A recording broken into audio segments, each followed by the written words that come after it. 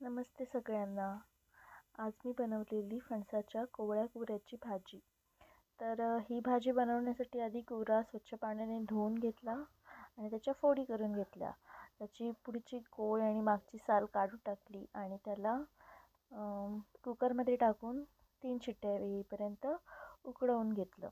Side by side मी कांदा कापून घेतला, मिरची कापली आणि कोथिंबीरही कापून घेतली.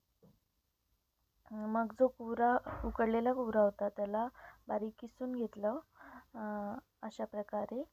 आणि कढईमध्ये तेल गरम करून त्यात मोहरी जिरं टाकलं आणि मग कढीपत्ता टाकला, मिरची आणि कांदा परतवून घेतला आणि मग जे उकडलेला किसलेला कुवरा होता तो पण टाकून त्याला परतवून घेतलं. मग त्याच्यामध्ये हळद टाकली आणि मीठ टाकलं आणि त्याला वाफेवर ठेवून दिलं चांगलं शिजण्यासाठी. काही लोक भाजलेल्या वाटणाची पण अशी भाजी करतात, पण मी अशा पद्धतीने करते. मालवणी माणसाचं जेवण खोबऱ्याशिवाय अपूर्णच. सो मी खोबरं टाकलं, कोथिंबीर टाकली आणि थोडा वेळ वाफ यायला ठेवून दिली. तुम्ही पण अशा प्रकारे भाजी करून पहा आणि कमेंटमध्ये सांगा कशी झाली.